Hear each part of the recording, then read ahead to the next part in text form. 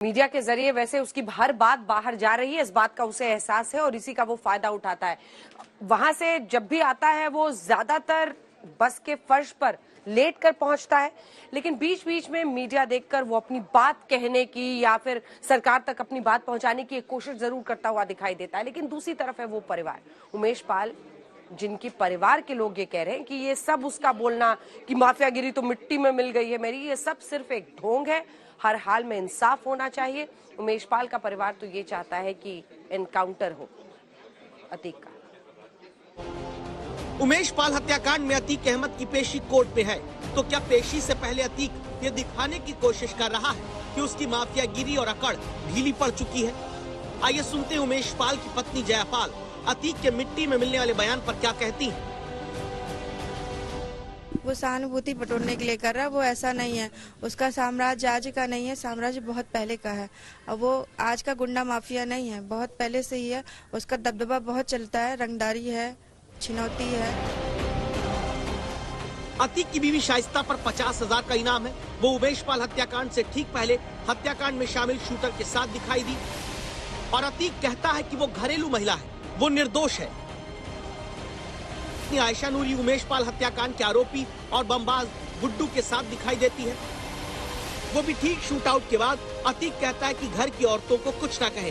सूत्रों के मुताबिक जब शाइस्ता ने अतीक से फोन पर बात करके कहा कि उसने असद से उमेश पाल की हत्या क्यों करवाई, अतीक असद को शेर का बच्चा बताता है और अब कह रहा है कि वो असद का पता नहीं जानता।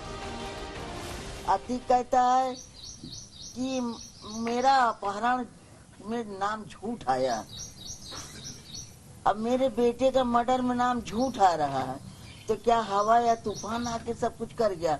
17 साल से मुकदमा चला अदालत में, उसको जब इनकार कर रहा है तो और उसको इनकार करने में क्या बीतेगा? कुछ नहीं।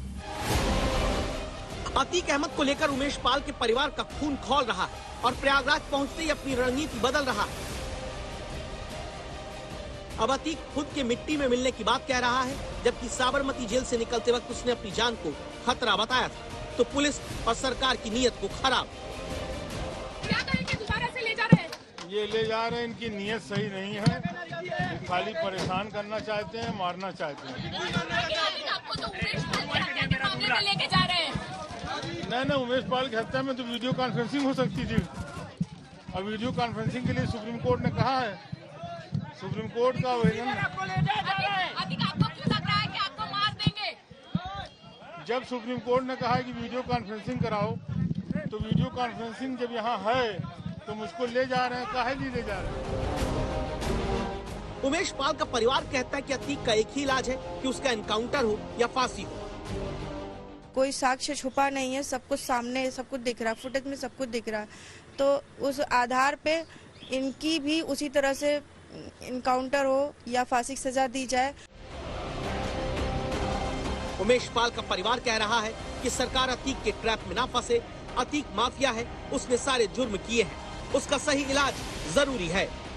गोपी घांगर और जय किशन शर्मा के साथ कुमार अभिषेक, प्रयागराज आज तक। समर, जब शुरुआत हुई थी, हमारे सहयोगी जुड़ गए समर्थ हमारे साथ। समर, जब साबरमती से निकला था तो सरकार की नीयत खराब है, मुझे मार देना चाहते हैं, और यूपी पहुंचते पहुंचते मेरी माफियागिरी तो खत्म हो गई है, मेरे बच्चों को छोड़ दो, बीवी को छोड़ दो। समझ रहा है अतीक कि अब उस चारों तरफ से घिर चुका है। अंजना, देखिए, आप उत्तर प्रदेश पुलिस अगर ये समझे कि बॉडी लैंग्वेज से अतीक अहमद की जो आज उसने आज तक को बयान दिए हैं, जो बातें कही हैं कि अतीक अहमद डर गया है, सहम गया है, तो शायद यहाँ पर थोड़ी सी गलती होगी। जितना चीजें समझ में आ रही है उसकी बॉडी लैंग्वेज देखते हुए, वो डरा सहमा जरूर है, पर वो कहीं ना कहीं विक्टिम कार्ड खेलने की कोशिश कर रहा है। योगी आदित्यनाथ ने जब सदन में कहा कि मिट्टी में मिला देंगे, और उसके बाद जिस तरह के एक्शन हुए, चाहे बुलडोजर की कार्रवाई हुई हो, चाहे कुर्की हुई हो, 10 चीजें हुई हो, अरेस्टिंग हुई हो, इनकाउंटर हुए हो, अतीक अहमद एक बात समझ गया है कि अगर वो इस तरह की बातें नहीं कहेगा तो कार्रवाइयां रुकने वाली नहीं है, और जो असद उसका बेटा फरार है उसको भी जल्दी ही पकड़ा जाएगा। और अशरफ को तो बार बार ला ही रहे हैं और उसको बार बार साबरमती जिस तरह से ला रहे हैं, उसके खिलाफ भी कार्रवाई हो सकती है। ये बात वो अच्छे से जानता है और यही रीजन है कि वो इस तरह के बयान बार बार दे रहा है। पर शिकन उसके चेहरे पर तब दिखती है जब वो उत्तर प्रदेश का बॉर्डर क्रॉस करता है, यानी कि जब यूपी बॉर्डर के बाहर रहता है तो एक अलग अतीक अहमद नजर आता है, और जब यूपी बॉर्डर क्रॉस करता है तो एक अलग अतीक अहमद नजर आता है। जो कॉन्फिडेंस है वो पूरी तरीके से अतीक अहमद का चला जाता है जब यूपी बॉर्डर गुजरात से निकलता हुआ सरकार की नीयत पर प्रश्न खड़ा कर रहा था, यूपी घुसते ही फिर मेरी माफियागिरी तो खत्म हो गई है, मिट्टी में मिला दिया, ये सब कुछ कहने लगा। लेकिन अब आगे क्या होगा, क्योंकि अब कोर्ट में पेशी होनी है, पूछताछ के लिए कस्टडी में पुलिस मांगना चाहती है, उसका भाई अशरफ भी इन्वॉल्व है। आगे क्या होने वाला है देखिए। अतीक तो प्रयागराज आ गया और योगी सौगंध के सामने अतीक की अकड़ भी दफन हो चुकी है। वो अपने परिवार के लिए, बीवी बच्चों के लिए योगी सरकार से रहम की भीख मांग रहा है।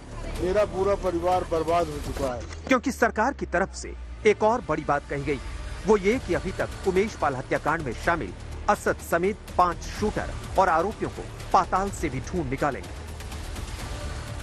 हमारा ये आपसे वादा है और दावा है कि हम पाताल से भी ढूंढ निकालेंगे एक एक अपराधी को और कानून के तहत कड़ी से कड़ी सजा दिलाएंगे। हम आपको बता दें कि अतीक अहमद की पत्नी को लेकर भी बड़ा खुलासा हुआ है। न सिर्फ वो अतीक के हर राज को जानती है, बल्कि फरार शाइस्ता को अलग अलग जगह से फंड मुहैया कराया जा रहा है। जानकारी के मुताबिक मुंबई, प्रयागराज, लखनऊ और राजस्थान के कुछ शहरों के कारोबारी पैसों से अतीक अहमद की मदद कर रहे हैं। पत्नी शाइस्ता परवीन फंड मांगती है। पैसे को कोर्ट केस और शूटरों को छिपने के लिए खर्च किया जा रहा है। अब कल तय होगा कि अतीक अहमद के साथ आगे कानूनी कार्रवाई किस तरह से बढ़ेगी, और आज तक की नजर इस खबर पर बनी हुई है। आप देखते रहिए आज तक।